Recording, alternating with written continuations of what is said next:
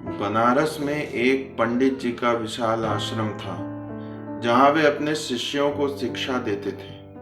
उनके आश्रम के सामने एक बढ़ई बैठता था।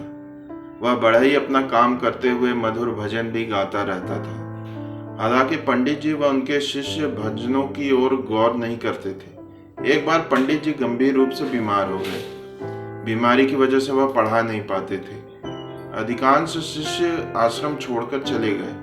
कुछ सेवाभावी शिष्यों के सहयोग से आश्रम का काम चल रहा था। सेवाभावी शिष्यों ने पंडित जी की बहुत सेवा की और उनका उपचार कई वैद्य हकीमों से करवाया, किंतु पंडित जी स्वस्थ नहीं हो पा रहे थे।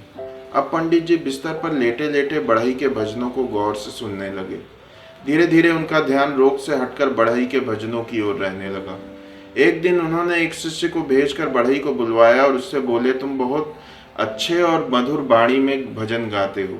मेरा जो रोग बड़े बड़े वैद्य ठीक नहीं कर पाए, वह तुम्हारे भजन सुनने से ठीक हो रहा है। मैं तुम्हें यह 100 स्वर्ण मुद्राएं दे रहा हूँ। रोज इसी तरह गाते रहना। बढ़ई 100 स्वर्ण मुद्राएं पाकर बहुत खुश हुआ। बिना कठिन मेहनत किए उसे यह धन प्राप्त हुआ, जिससे वह बहुत खुश था। लेकिन स्वर्ण मुद्राएं लेकर धीरे धीरे उसका ध्यान अपने काम से हटने लगा। वह यह सोचने लगा कि बिना कठिन मेहनत किए और धन कैसे अर्जित हो। उसकी भजन से भी विरक्ति होने लगी। अपना बढ़ई का काम लगन से न करने से उसके काम की सफाई भी कम हो गई, जिससे उसके ग्राहक धीरे धीरे कम होने लगे। दिन रात वह चिंता में रहता कि इन स्वर्ण मुद्राओं को कोई चुरा न ले। बढ़ई मेहनत से जी चुराने लगा। एक दिन बढ़ई की आत्मा जागी। उसने सोचा, यह मेरे साथ क्या हो रहा है। फिर उसने गहराई से सोच विचार किया और स्वर्ण मुद्राएं लेकर पंडित जी के पास उनको वापस करने पहुंच गया।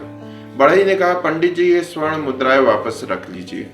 मैं यह जान गया हूं कि बिना मेहनत से अर्जित धन इंसान की सुख शांति सब छीन लेता है। जो सुख अपनी मेहनत की कमाई में है, वह पराये धन में नहीं।